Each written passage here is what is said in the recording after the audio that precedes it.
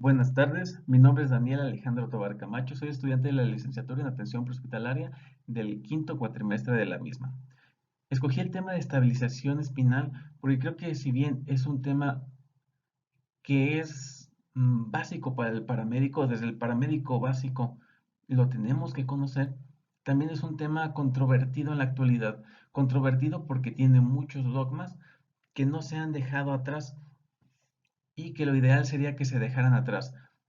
No todo el paciente de trauma necesita ser estabilizado, pero hay indicaciones para que éste se estabilice.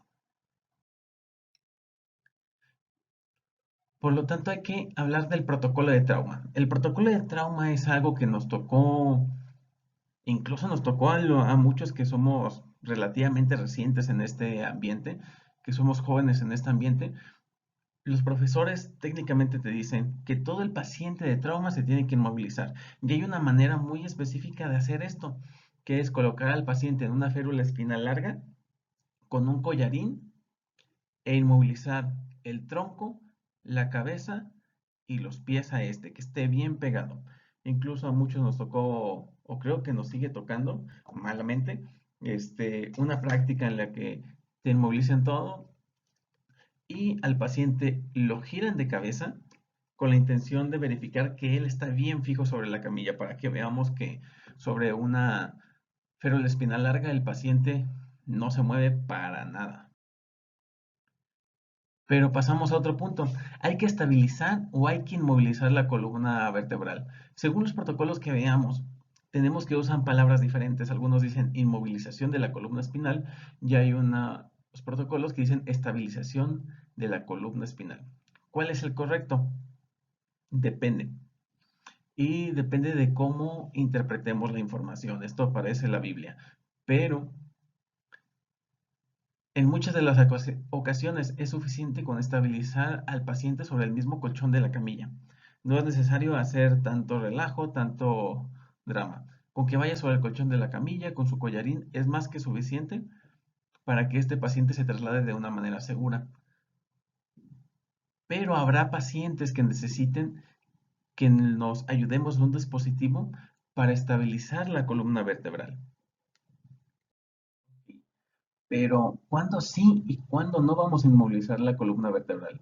Bueno, hay ciertas indicaciones para esto. ¿Cuándo sí?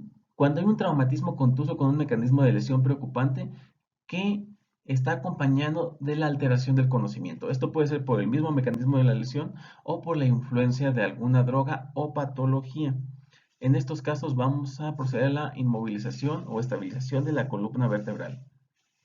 Si no tenemos esto, ok, vamos a buscar, ¿hay dolor sobre la línea media de la columna vertebral? ¿Hay alguna deformidad sobre esta? ¿Hay signos neurológicos focalizados, parestesias, debilidad en alguna extremidad o de algún lado del cuerpo? ¿Hay alguna lesión distractora? No. En caso de que no, no está indicada la inmovilización espinal. En caso de que sí, sí está indicada la inmovilización espinal y podemos proceder al traslado. Ok. ¿En qué casos absolutamente no está indicada la estabilización espinal? En los casos en los que tenemos un traumatismo penetrante de cabeza, cuello o tronco. ¿Por qué? Porque la estabilización de la columna vertebral, en especial en una férula espinal larga, está asociada a un peor desenlace de nuestro paciente. Nos complica el manejo de la vía aérea, nos complica el manejo de la ventilación y el mismo collarín aumenta la presión intracraneal. En caso de que tuviéramos un traumatismo craneoencefálico severo, el collarín nos va a echar mosca ahí en el proceso que está desarrollando nuestro paciente. Entonces, en este tipo de mecanismo de lesión, en estos tipos de traumatismos, la estabilización espinal, la inmovilización espinal empeoran el desenlace de nuestro paciente, por lo cual no debe de ser utilizada.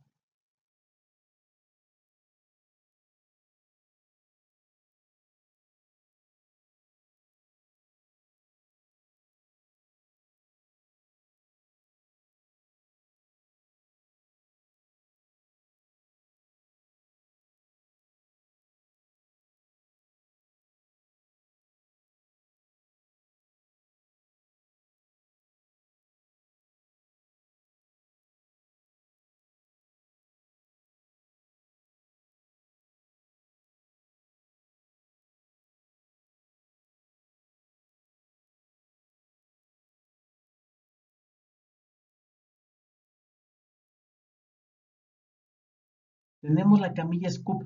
La camilla Scoop, a diferencia de la férula espinal larga, en sus inicios era completamente de metal. Actualmente ya las hacen de plástico, de polímero. La camilla Scoop está dividida en dos mitades, como si fuera la mitad derecha y la mitad izquierda del cuerpo. Estas dos mitades se abren y se cierran de igual manera de un lado y del otro del cuerpo sin tener que mover al paciente. En esta camilla, absolutamente la camilla va al paciente y el paciente no se tiene que mover para entrar en la camilla. Lo podemos inmovilizar de una manera muy similar a lo que haríamos en una férula espinal larga y nos sirve para prácticamente las mismas situaciones. Las camillas Scoop,